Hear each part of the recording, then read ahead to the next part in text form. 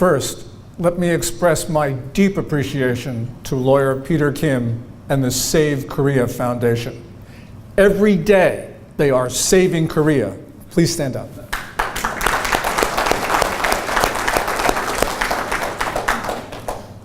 And I am honored, deeply honored, to be here among all of you patriots.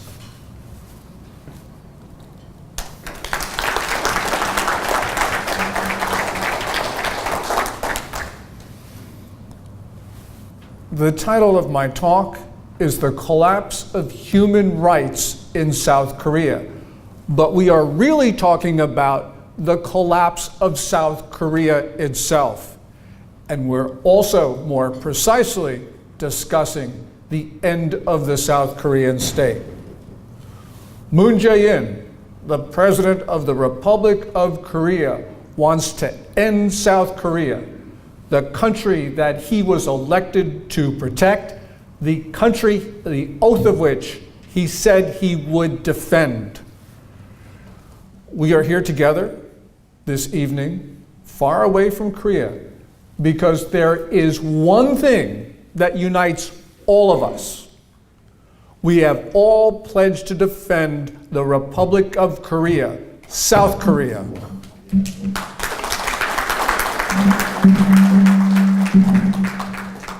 And there's one thing that we all agree, that the most insidious danger to South Korea is its President Moon. Moon is an enemy of freedom and democracy and human rights in South Korea.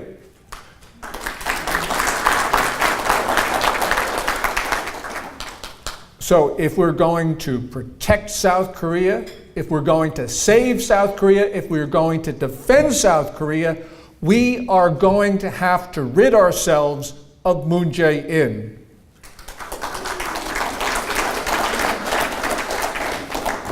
Moon must go. Moon must go. Moon must go. Moon must go. Tonight, we will talk about how we go about doing that. And we start on April 15th, 2020. On that day, the National Assembly elections, all 300 seats are up for grabs. This election is important for many reasons, but tonight we're going to talk about two of them. And they both relate to the Constitution. First, there is the amendment of the Constitution of the Republic of Korea. The President, Moon Jae-in, may propose amendments. Article 130 requires that those amendments receive at least a simple majority of the votes of the people of all of South Korea in a referendum. In that referendum, this simple majority will determine the future. April 15th, therefore, is do or die. It's now or never. Because if it were up to Moon, he would merge his South Korea into North Korea, the Democratic People's Republic of Korea, the Kim regime. Now, Moon may, because he's counting the votes, Moon may actually get a simple majority of all the people of South Korea to end South Korea. So this means that the only thing that reliably stands between freedom and democracy and justice, freedom, truth, justice, the only thing that stands between that and a totalitarian dictatorship is the National Assembly. Today, conservatives have 110 or so seats in the National Assembly. We have to win at least 101 seats on that April 15th election. The Liberty Korea Party, the main opposition group in the National Assembly, has those 110 seats. Also, scattered small conservative groups have a few more.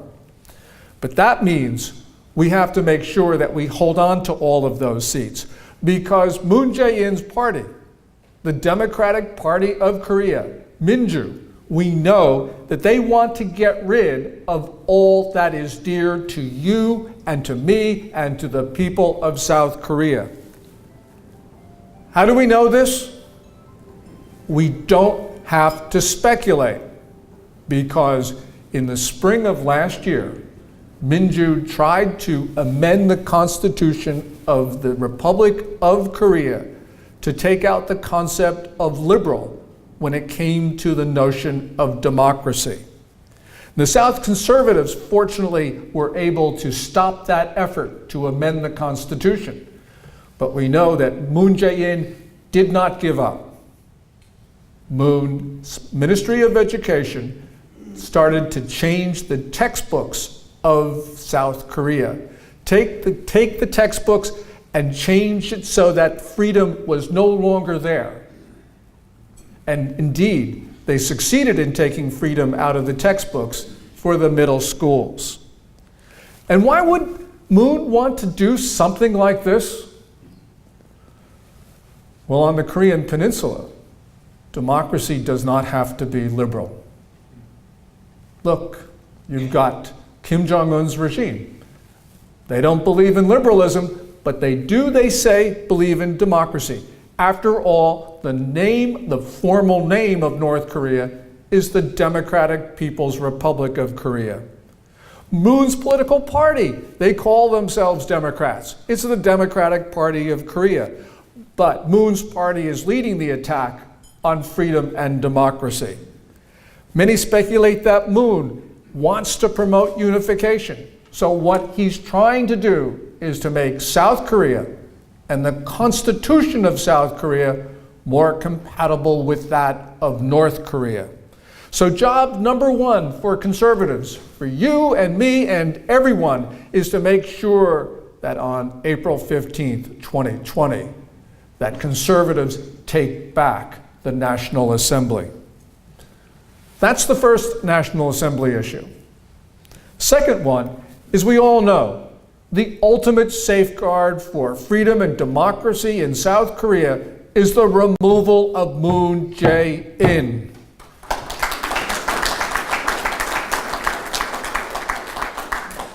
And in the Constitution of South Korea, Article 65 provides for impeachment and adjudication.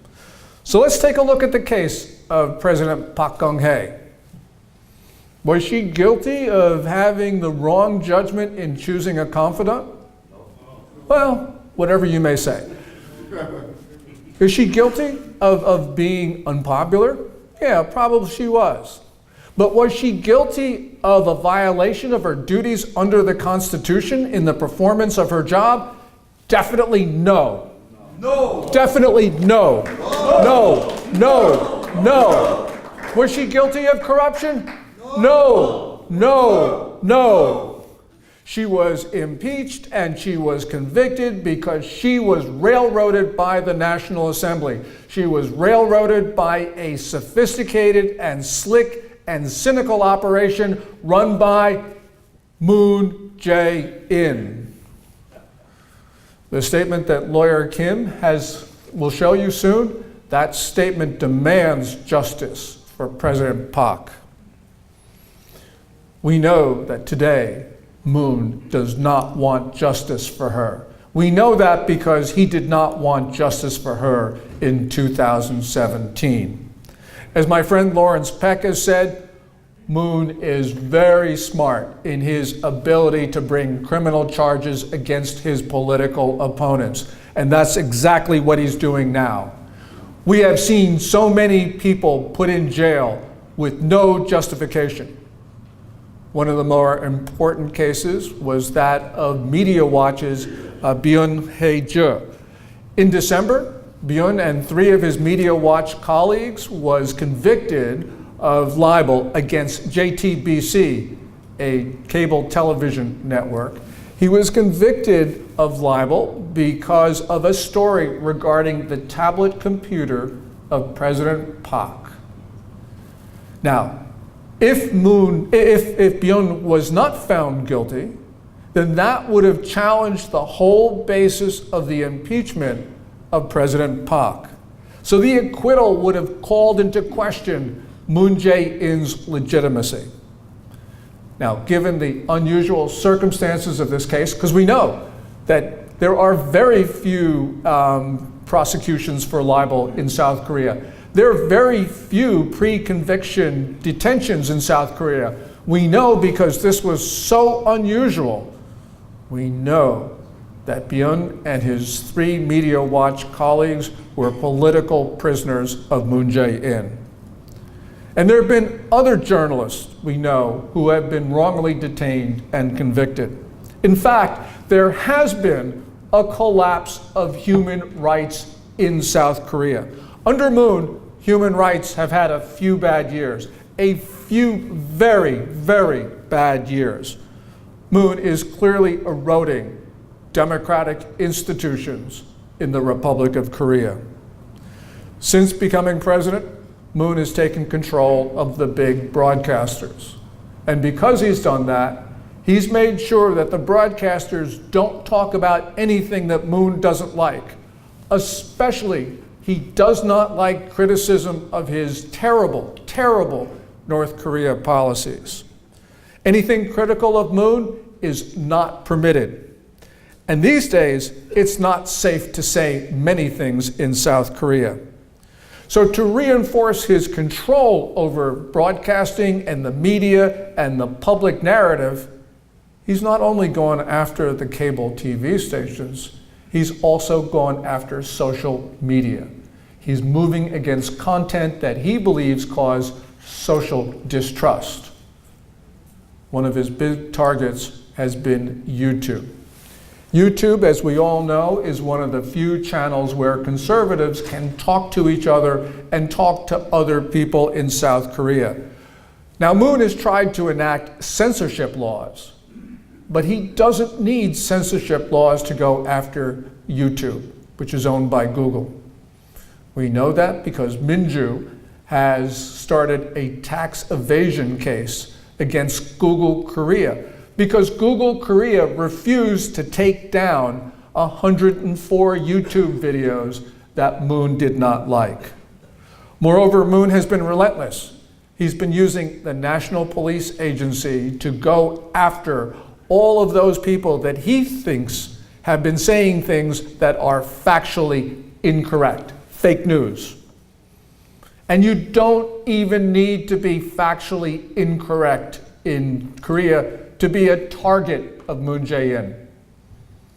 Recently, he has been going after 70 South Koreans because they dared to question where Moon was for 5 hours in the beginning of April of this year when there were the deadly wildfires in the eastern portions of the country. And now, in Korea, it is dangerous to mention the Gwangju incident. We know that because any criticism of the May 18th democratization movement, as he calls it, is banned. Don't say anything that is wildly unpopular. Don't say, for instance, that North Korea might have had a hand in Gwangju. It is all very dangerous. Moon's government has sought to silence other critics as well. His government has relentlessly moved against those who left North Korea and who have found refuge in South Korea. So from all of this, we know one thing, and that is Moon Jae-in supports Kim Jong-un. In short, conservative voices in South Korea are being persecuted, they're being prosecuted, they're being pressured, censored, and harassed. This is awful. There is now in South Korea a reign of terror. This reign of terror started out small at first, but now it's become all pervasive. And we can see the fear. We can actually see the fear in South Korea. At those weekly flag rallies in Seoul, we see young demonstrators hide their faces with masks or in other ways to prevent their faces from being identified by the government and by photographers. Now, there's a reason for South Koreans to be concerned, because now, in addition to Moon, there are also dangerous elements that are allowed to run free in South Korea. In this reign of terror, pro-North Korean forces are free to speak, they are free to act, and they are denying those rights to speak and to act to other people who are not pro-North Korea. North Korea's radical proponents run around and talk about what they call the scum, quote unquote. Who are the scum? These are people who want freedom and democracy and truth and justice and human rights. These are the people like you who have fled North Korea. Now we have these radicals in South Korea who feel that they can go around and try to put the lives of North Korean defectors into danger. Last year, these people have gone around and they've put in wanted posters in Seoul for 2 North Korean defectors. And because it's believed that these defectors are on an assassination hit list of Kim Jong-un, that of course has put their lives into danger. The now notorious Baktu group and their allies in the Flower Wave are openly and with impunity acting, and they are dangerous. They have intruded into classrooms to shout their propaganda. They invaded the offices of Daily NK, a news website, to intimidate the staff. And we also know they've broken into the offices of a human rights organization to disrupt their operations. Now, Baktu members have also made public death threats, and they've staged mock public arrests with their victims bound in rope, suggesting lynchings. So the alarm right now in Seoul and in other places in South Korea is clear, and that's not the way it was supposed to be. Quote, "I will strive to get rid of authoritarian practices in the presidency." Moon said those words on the day that he was inaugurated in May of 2017. Although he made his name as a human rights campaigner and as a democracy advocate, we have seen that he has been much more aggressive than his predecessors in using state power to go against those he does not like. South Korean society was actually freer under his 2 predecessors, Presidents Lee Min-bok and Park Geun-hye. Moon, and let's be clear about this, Moon has reversed a decade of liberalization and democratization. He is now returning South Korea to a dark period. And worse, he is returning South Korea and trying to make it into North Korea. So as the Save South Korea Foundation is promoting, we need a human rights special rapporteur from the UN for South Korea. This is absolutely critical. The South Korea of tomorrow is going to be a dangerous place. We need to protect freedom, truth, justice. Moon, as we talked about, is trying to unify the 2 Koreas. Now we know that every Korean leader, both north and south of the demilitarized zone, since 1945, when the Korean Peninsula was divided, every Korean leader, both north and south, have promoted unification. So we shouldn't be surprised when Moon has met Kim Jong-un that he's pushed the idea of the 2 Koreas getting together.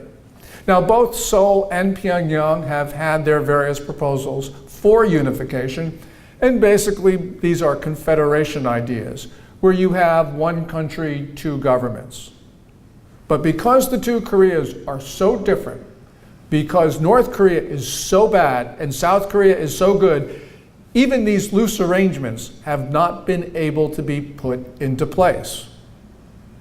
Now, Moon is the first Korean leader to accept the unification proposals of the other side, and he is pushing unification hard.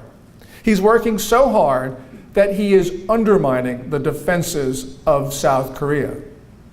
So for instance, last September, he agreed to a 17-page document with North Korea, and that document helps the attacker, North Korea, far more than it helps South Korea. We also know that Moon has been unilaterally taking down the defenses south of the demilitarized zone. He's been doing this unilaterally. Moon has also been taking steps to reduce the capability of the South Korean army to defend itself, and Moon has been doing his best to undermine the alliance with the United States. There is only one country that is pledged to defend South Korea. It is the country that rushed to South Korea's defense after Kim Il-sung on June 25, 1950, attacked South Korea. It is the one country today that has troops in South Korea to protect it. And that country, of course, is the United States of America.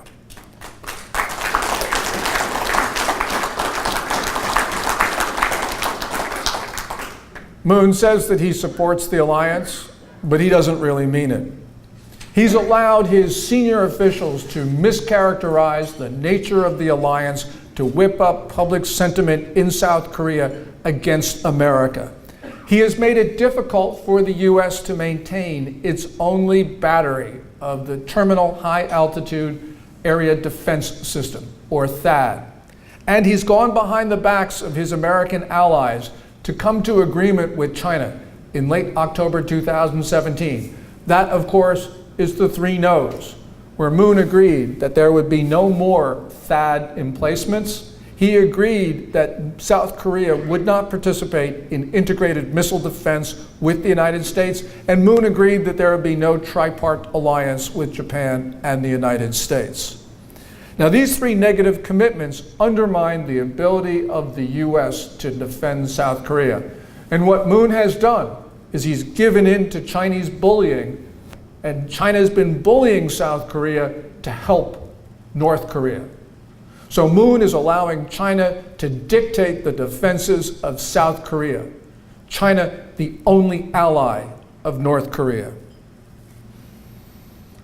I can't say that Moon hates America, but we know that at the end of last month, when President Trump went to Seoul, he stood next to Moon and the First Lady.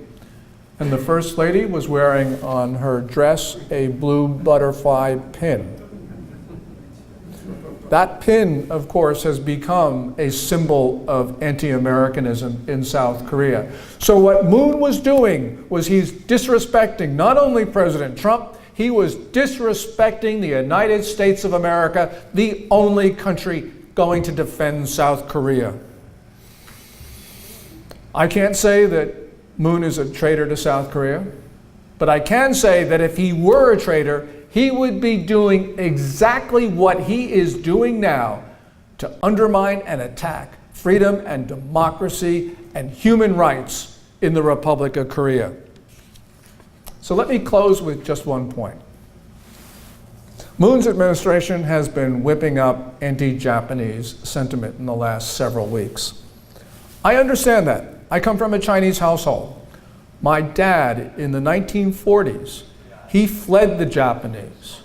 He was in Shanghai, and he moved west across the country with millions, perhaps tens of millions, of other Chinese who were escaping from the marauding Japanese army.